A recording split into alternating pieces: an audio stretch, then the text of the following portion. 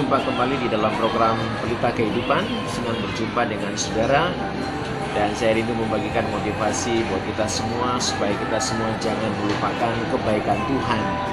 Sebab kebaikan Tuhan dalam hidup ini begitu banyak. Napas hidup, makan, minum, pakaian, tempat tinggal, kesehatan, ketenangan, sukacita, mujizat Tuhan, pertolongan Tuhan, penyertaan Tuhan, bahkan mujizat-mujizat yang Tuhan sudah kerjakan dalam kehidupan kita semua. Kalau kita berkata di dalam Mazmur 103 ayat 2, pujilah Tuhan, hai jiwaku, dan janganlah lupakan segala kebaikannya.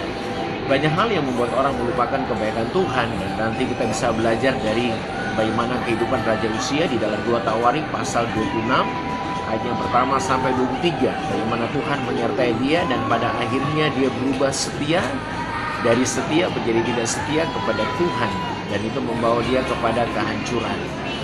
Nah, ada beberapa hal yang membuat kita bisa melupakan kebaikan Tuhan. Yang pertama, berfokus pada diri sendiri, bukan berfokus kepada Tuhan. Itu sebabnya hati-hati dengan berfokus pada diri sendiri. Yang kedua, tidak lagi mencari Tuhan dan beribadah kepada Tuhan selama hidup. Sebaliknya, selama hidup kita hanya mencari uang, harta, kekayaan, nama baik, ketenaran, dan semuanya dibanding Tuhan.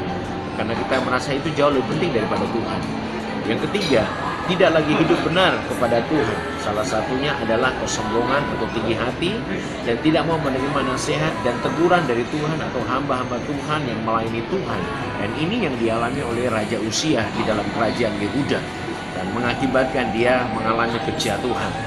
Yang keempat, tidak lagi hormat dan menghargai kekudusan Tuhan dalam pelayanan. Yang kelima, tidak tahu bersyukur atau berterima kasih kepada Tuhan dan kepada orang-orang yang Tuhan pakai untuk membimbingnya di jalan Tuhan. Dan ini yang menyebabkan orang melupakan kebaikan Tuhan. Kita bisa belajar dari kehidupan Raja Uzia di kerajaan Yehuda.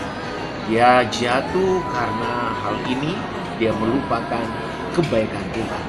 Jadi, pikirkan baik-baik, Tuhan harus lebih penting dari segalanya. Tuhan harus di atas segalanya dalam hidup saudara, sehingga engkau tetap hidup berkenan kepadanya dan melakukan kehendaknya. Tuhan Yesus memberkati kita semua. Salam kemenangan.